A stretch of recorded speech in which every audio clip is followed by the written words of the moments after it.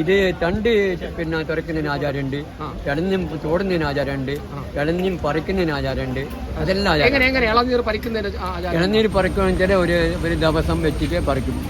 വ്യാഴം, വെള്ളി, ശനി ഈ 3 ദിവസങ്ങളിൽ ഇളനീർ പറിക്കുക. 41 ദിവസം വ്രതം എടുത്തിട്ട് ആണ് ഇത് തയ്യാറാക്കുന്നത്. വിഷു കഴിഞ്ഞാൽ വ്രതമാണ്. അപ്പോൾ അത് കഴിഞ്ഞ് പിന്നെ നമ്മൾ ഇളനിക്കാവ് മുറിക്ക് ഒരു 4-5 ദിവസം മുമ്പേ മട്ടലൊക്കെ നമ്മൾ അങ്ങനെ കൊണ്ടുവരും. പനമട്ടില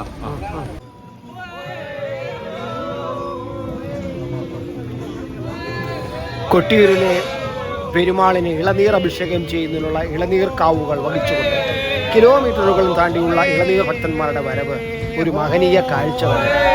തീയ സമുദായങ്ങളാണ് കാലാകാലങ്ങളായി ഈ ഇളനീർ എഴുന്നള്ളിച്ചു കൊണ്ടുവരുന്നതും ദേവങ്കൽ അഭിഷേകത്തിനായി സമർപ്പിച്ചു വരുന്നത്. അതിപൗരാണിക കാലം മുതൽക്ക് തന്നെ ഈ മഹനീയ കൃത്യത്തിന് ചുമതല വഹിച്ചു വരുന്ന പാരമ്പര്യ അവകാശ കുടുംബങ്ങൾ തന്നെ ധാരാളമുണ്ട്. എരുവട്ടി, ആയിരത്തി, മുടിശ്ശേരി, മേക്കിലേരി, അരിയൽ, തെയ്യൻ, കുറ്റിയാടി എന്നീ നാമങ്ങളിൽ ഇവർ അറിയപ്പെടുന്നു എന്നതാണ് പ്രധാനം. ഇവർ അതീവ വ്രതശുദ്ധിയോടും അനുഷ്ഠാനങ്ങളും കൂടി തന്നെയാണ് ഇന്നും ഈ പൂർവാധികം ഭക്തി നിർഭരമായി ഈ ചടങ്ങ് നിർവഹിച്ചു വരുന്നത്.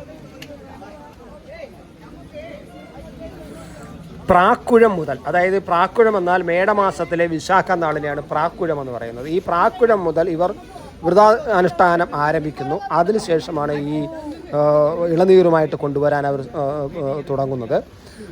പനത്തിൻ്റെ മടൽ ഒരു നിശ്ചിത അളവിൽ മുറിച്ചെടുത്ത് അതിൻ്റെ ഇരുഭാഗത്തുമായി ഇളനീരുകൾ ഭംഗിയായി കെട്ടും. ഇതിന് ഇളനീർ കാവുകൾ എന്നാണ് പറയുന്നത്. ഇളനീർ ഭക്തന്മാർ താമസിക്കുന്ന സ്ഥലം ഇളനീർ മഠം എന്നും കഞ്ഞിപ്പുര എന്നീ പേരുകളിലും അറിയപ്പെടുന്നു. ഇളനീർ വെപ്പ് ദിവസം വൈകുന്നേരത്തോടുകൂടി തന്നെ ഇവർ ക്ഷേത്ര സന്നിധിയിലേക്കും വാവലിക്കരയിലും മറ്റും സ്ഥാനം പിടിച്ചെടുക്കുന്നു. ഇപ്പോൾ ഇവരെല്ലാം പിന്നെ തലേ ദിവസം തന്നെ എത്തിയവരെയാണ് നമ്മൾ കണ്ടത്. നഗ്നപാതരായി കിലോമീറ്ററുകൾ താണ്ടിയാണ് ഇവർ കൊട്ടിയൂരിലെത്തുന്നത്. ഞങ്ങൾ വടകര ലോകനാഥ് വരുന്നതാണ്. നമുക്ക് മണത്തണ ഈ പേരാവൂരിൻ്റെ ഇടയിൽ ഒരു കഞ്ഞിപ്പുരയുണ്ട്. ഒരു 10 ദിവസം ആടെ ഓൾട്ട് ചെയ്തിട്ടാണ് ഇങ്ങോട്ട് വരുന്നത്. 4 ദിവസം മേവണ കഞ്ഞിപ്പുരയിൽ, ലോകനാഥ് കഞ്ഞിപ്പുരയിൽ. അതിന് ശേഷം ഇവിടെ അവിടെ നിന്ന് നടന്നാണ് വരുന്നത്. അതെ, നടന്നാണ് വരുന്നത്. വടകരയിൽ നിന്ന് മണത്തന വരെ വണ്ടി, ആടെ നിന്ന് ഇങ്ങോട്ട് ഇളനിക്കാവെല്ലാം മുറിച്ച് നടന്നു വരും. എത്ര ദൂരം നടന്നിട്ടുണ്ട്? 16-17 കിലോമീറ്റർ. ഇതെങ്ങനെയാണ് നിങ്ങൾ ഈ തയ്യാറാക്കുന്നത്? ഈ നാളികേരം ഇങ്ങനെ ഒരു പ്രത്യേക ഇതെന്ന് പറഞ്ഞാൽ നമ്മൾ 41 ദിവസം വ്രതം എടുത്തിട്ട് ആണ് ഇത് തയ്യാറാക്കുന്നത്. വിഷു കഴിഞ്ഞാൽ വ്രതമാണ്. അപ്പോൾ അത് കഴിഞ്ഞ് പിന്നെ നമ്മൾ ഇളനിക്കാവ് മുറിക്ക് ഒരു 4-5 ദിവസം മുമ്പേ മട്ടലൊക്കെ നമ്മൾ അങ്ങനെ കൊണ്ടുവരും. പനമട്ടില ബാക്കിയെല്ലാം നമ്മൾ ഇവിടുന്ന് എല്ലാം സെറ്റായി. എങ്ങനെയാണ് ഇത് കെട്ടുന്നത്? തൊണ്ടിൽ തുറന്നാണോ?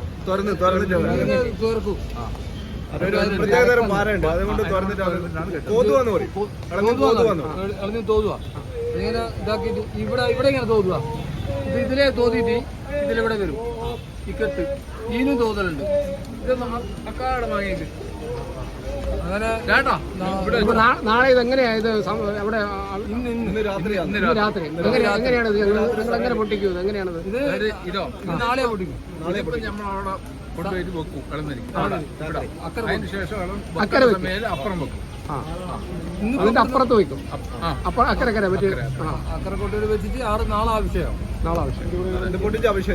അക്കരെ കൊട്ടി.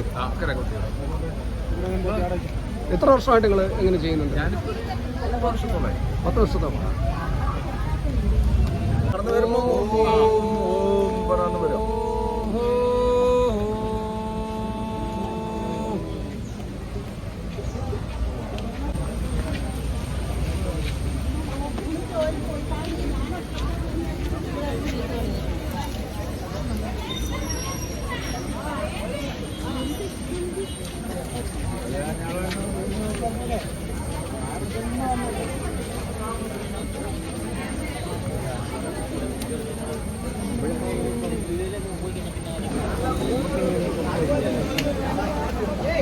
നമ്മളെ വടകര എടച്ചേരി കാക്കുന്നൂർ ക്ഷേത്രം കഞ്ഞിപ്പുര അവിടുന്ന് വരുന്നതാണ്.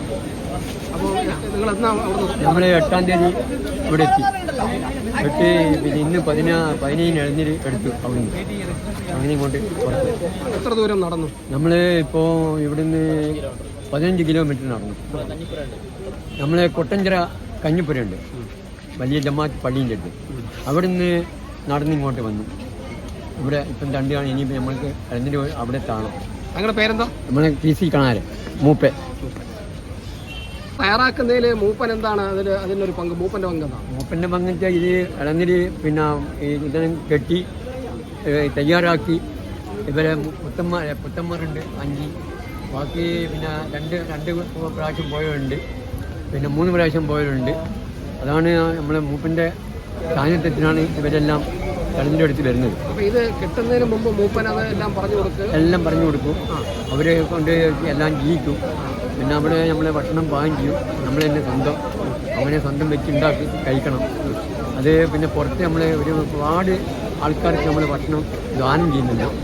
അത് ഒരു 600-700 ആളിൻ്റെ അടുത്ത് ഭക്ഷണം അവിടെ ചെയ്യാൻ വരുമല്ലോ. ബന്ധപ്പെട്ടാണോ അതോ അല്ലാതെ? അല്ലല്ല, നമ്മളെ കഞ്ഞിപ്പടിയായിട്ട് പിന്നെ ബന്ധപ്പെട്ടു.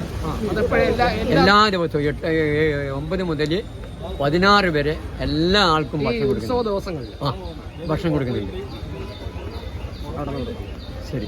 ഇത് ഈ പനം തണ്ട് എങ്ങനെയാണ് വെട്ടുന്നത്? പനം തണ്ട് നമ്മളെ പിന്നെ കഞ്ഞിപ്പുര അപ്പുറത്തുനിന്ന് നമ്മളെ ഇടശ്ശേരിയിൽ നിന്ന് കഞ്ഞിപ്പുരയിൽ നിന്ന് പന കാര്യം വേണ്ടി 2 ആളെ ഏർപ്പാട് ചെയ്യും.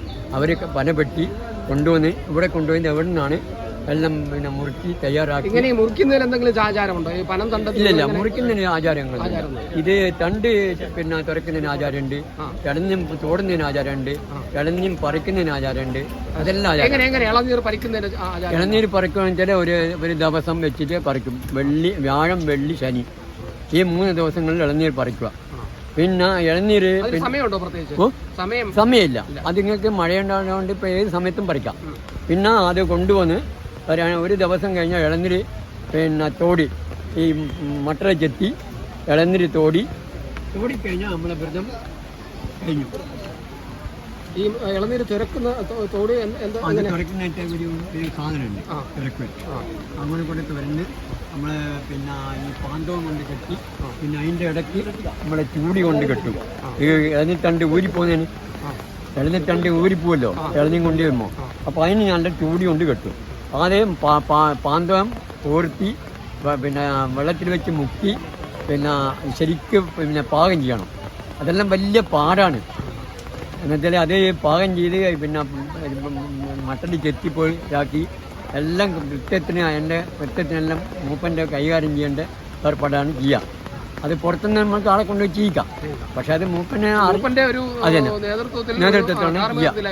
എല്ലാം കാർമ്മികത്തിലാണ് ഇപ്പോൾ എല്ലാം. അങ്ങനെ പുത്തന്മാരെ പിന്നെ കൂട്ടിക്കൊണ്ടെത്തും. പിന്നെ പുത്തന്മാരെ കഴിഞ്ഞ് വീട്ടിൽ കൊണ്ടാക്കലും ഇവിടെ എത്തി നമ്മള് പിന്നെ അവരെ നടത്തുന്നതും എല്ലാം അഭിഷേകം പൊട്ടിക്കുന്നതും എല്ലാം നമ്മളെ മൂവ്മെന്റ് സാധിച്ചിട്ടാണ്. ശ്രീ കൊട്ടിയൂർ മഹാദേവ ക്ഷേത്രത്തിലെ വൈശാഖ മഹോത്സവ ചടങ്ങുകൾക്ക് ഭാരതത്തിലെ തന്നെ മറ്റെല്ലാ ക്ഷേത്രങ്ങളിൽ നിന്നും വിഭിന്നമായ ആചാരാനുഷ്ഠാനങ്ങളാണ് നമ്മൾക്ക് ദർശിക്കാൻ കഴിയുന്നത്. യാത്രാനുഭവങ്ങളും ദൃശ്യങ്ങളും കൂടുതൽ അറിയാൻ ത്രിലോക് ഭാരതി മലയാളം ചാനൽ സബ്സ്ക്രൈബ് ചെയ്യുക.